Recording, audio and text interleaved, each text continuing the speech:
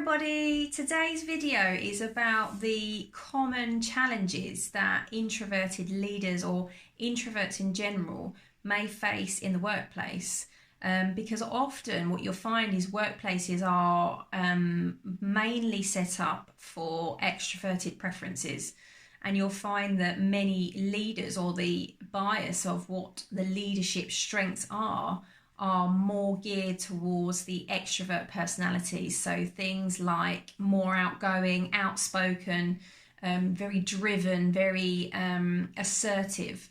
And so this can tend to make introverts feel like they don't have the skills necessary to go for those roles.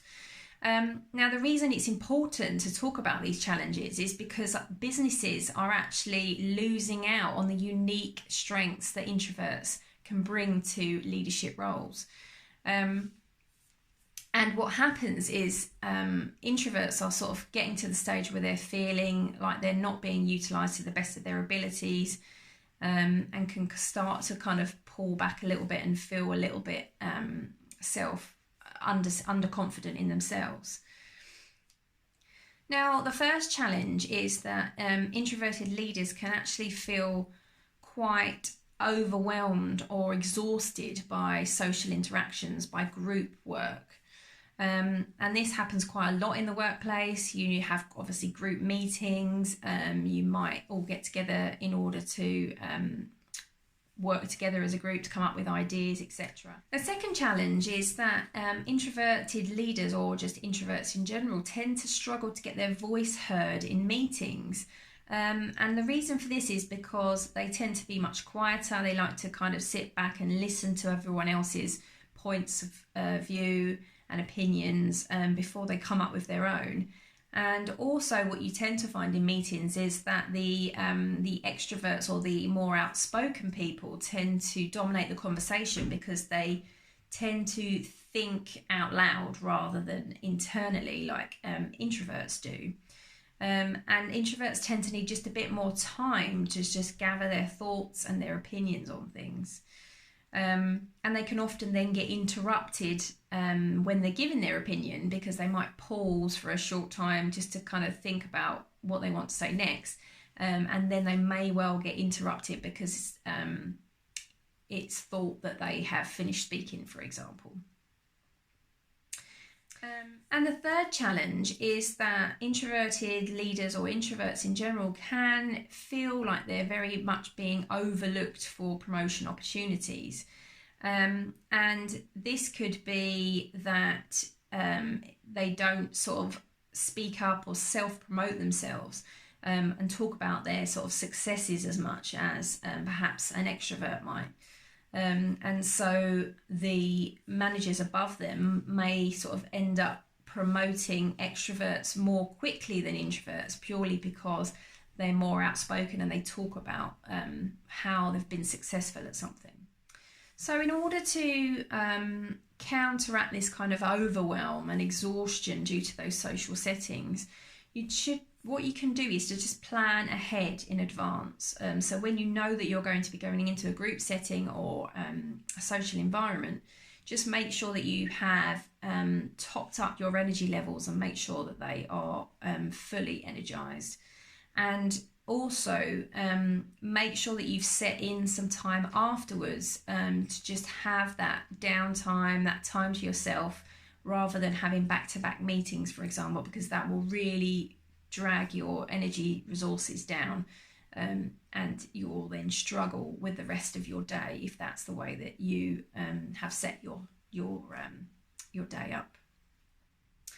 If you're struggling to get your voice across in meetings, then make sure that you've looked at the agenda in advance, that you've thought about your opinions on some of the things in that agenda, and you've written them down so you've got them with you when you go into that meeting. And also try to speak up within the first 5 minutes of that meeting, to kind of, it sets you up. You're not sitting there thinking, oh my God, I haven't said anything yet and I need to say something.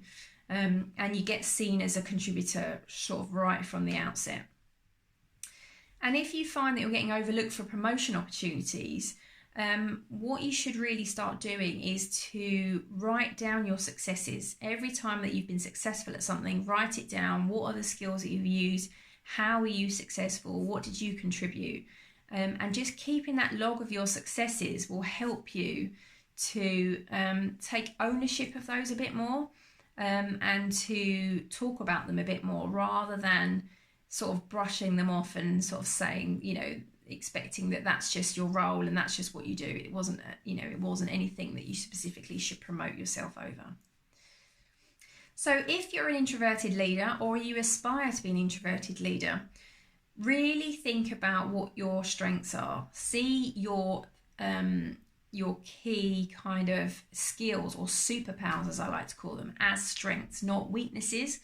And how you can bring this to a leadership. Practice self-care to prevent that burnout and overwhelm, ensuring that you're getting the downtime to recover and re-energize, and seek support from other introverted leaders, just to acknowledge that you feel the same as other people, and perhaps think about how they have overcome some of these common challenges. So if you're an introverted leader who has noticed some of these challenges, that you're getting overwhelmed in social situations, you're struggling to get your point across in meetings, and you're getting overlooked for most promotion opportunities, utilize some of the tips that I've given you in this video, just to recognize your strengths, plan ahead in advance, and write down your successes so that you have those whenever you need them, and read them regularly so that you actually ingrain in yourself that they are successes that you have worked hard for and not just part of your job. So please do share your own experiences or your own strategies that you use in the comments section.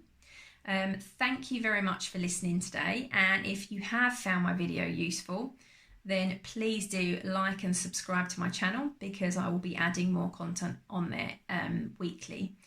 So again, hope you have a great day, and I will speak to you again soon.